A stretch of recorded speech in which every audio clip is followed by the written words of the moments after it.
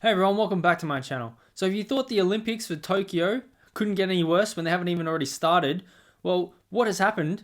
Yesterday, a Paralympian athlete, Becca Meyers, has had to withdraw from the Paralympics because the US Olympic and Paralympic Committee wouldn't allow her to take a personal care assistant with her to Tokyo, to the Games, to assist her getting around to events and in accommodation. Now that personal care assistant was actually going to be her mother. We're going to take a look at what a joke this is and why the USOPC wouldn't allow her to take a personal care assistant with her to Tokyo.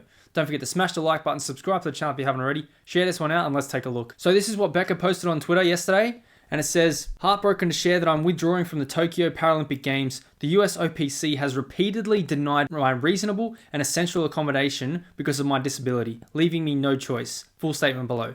So Becca has Usher's syndrome, so she was born deaf and blind, well, almost fully blind. So she has cochlear implants so she can hear, and she can only see what she describes it as like looking through straws. So she has very impaired vision. She's a swimmer with, I think it says here, 6 medals. Yep, she's a 3-time gold medalist, 6-time Paralympic medalist, ESPY award winner. So she's pretty accomplished. Now, this is her statement. So it says, I've had to make the gut-wrenching decision to withdraw from the Tokyo 2020 Paralympics. I'm angry, I'm disappointed, but most of all, I'm sad to not be representing my country.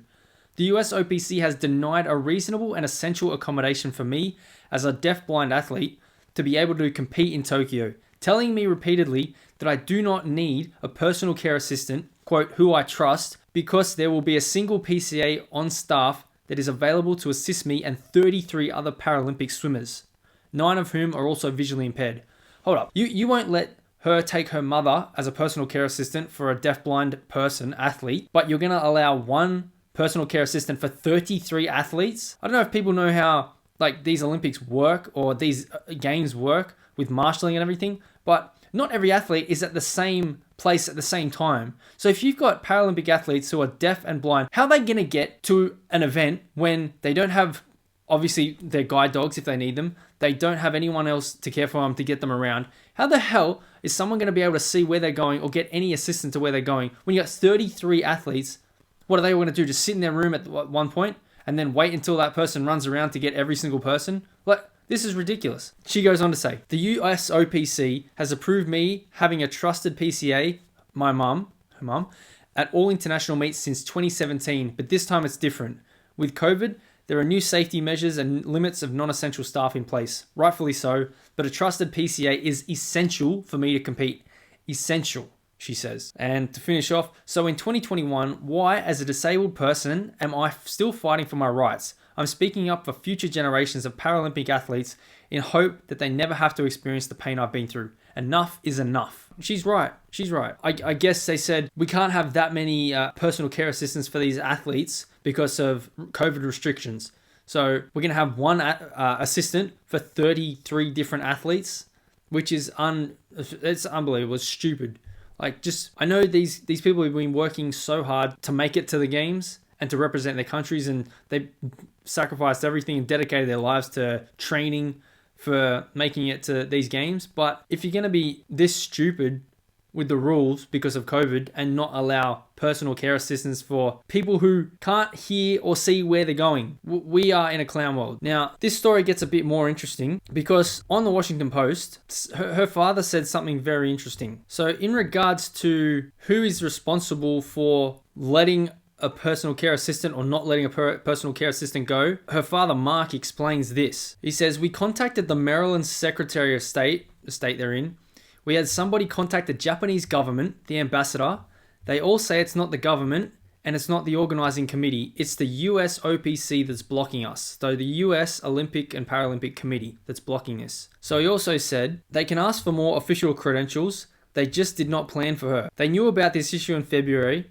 They said, sorry, we can't help you. They've had time to fix this. If they asked the right people, they've chosen not to. So her dad said that they've had time to do it all, but they just chose not to. That's incompetence, lazy, and just complete disregard for the athletes they're supposed to be representing. Now, we're going to take a look at my article over on Geeks and Gamers, which I'll post in the description. There's just a couple other things that I thought were pretty important to touch on. Here's where it gets very interesting and very dangerous as well for having Paralympic and disabled athletes over in Tokyo for the games in this whole COVID period, because another pressing issue for Paralympians dealing with visual disabilities is the COVID-19 mask mandates in Tokyo required throughout the tournament. So here's what I asked. I said, how is a visually impaired person supposed to use lip reading skills to communicate with a person or carer when their face is covered by a mask?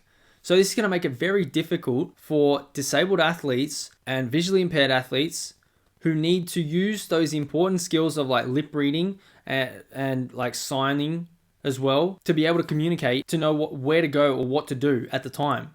And if you've got one carer for 33 athletes, and I think 9 of them they said are also visually impaired, it's going to be an atrocious time to be working out and trying to coordinate all these different athletes at all these different times, just one person doing it. Now, here's what Maria, Becca's mother, had to say about the officials that denied her daughter's request for her to go over. So I said, Maria Meyers took a jab at the officials who denied access to her daughter, saying to the Washington Post, "I'd love to wrap something around their eyes and stick something in their ears and drop them in the middle of the village and say, okay, now get yourself to the pool. Good luck." Her mother's exactly right. If you have just one carer that's doing other things with other athletes, and about 3 or 4 other athletes need to, or however many of them, need to go and do something else, how are they going to get there when they have no one to help them and they can't see where they're going or hear what they're doing? Unbelievable. And then a US Senator from New Hampshire, Maggie Hassan, released a video speaking about the inequities Myers and other athletes are currently facing. So she said, Becca Meyers is a 6-time Paralympic medalist, but she's facing dangerous inequities that are forcing her out of this year's games. I'm calling on the US Olympic and Paralympic Committee to ensure that all athletes receive the accommodation and support they need to compete, which I don't believe is actually going to happen because the games start today. I think they've already just started, but officially they start like in the next day or two. Now, in the video, you can see there on Twitter and in this article, I just quoted a couple of things. She says, Myers and other athletes from Team USA who experience disabilities are being denied adequate access to personal care assistance reportedly due to COVID-19 restrictions. So the fact that Myers has to withdraw from the games for being, quote, denied a reasonable and essential accommodation is, quote, an outrage. She also said, quote, a preventable situation that never should have gotten to this point. So Becca Meyers ended her statement, enough is enough. The issues we're having but with these Olympics going ahead, as I've written before on Geeks and Gamers, is the state of emergency that was announced like a couple weeks before the Olympics were supposed to go ahead. They had a state of emergency for Tokyo and Okinawa,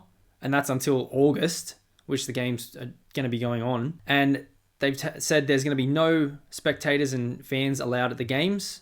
Now, the issue was that the amount of money that the Olympics brings in, almost 75% of its income is from selling broadcast rights, and that means the estimates said it would lose $3 to $4 billion if the Olympics were cancelled. We've also had, just yesterday, there was about 10 positive COVID cases among athletes, and that means it's blown out now to at least a total of 71 cases. Now, I think you should just pull the pin on the whole thing. If you could keep the numbers down to maybe 1 or 2 and be like, okay, we can isolate them and take them out.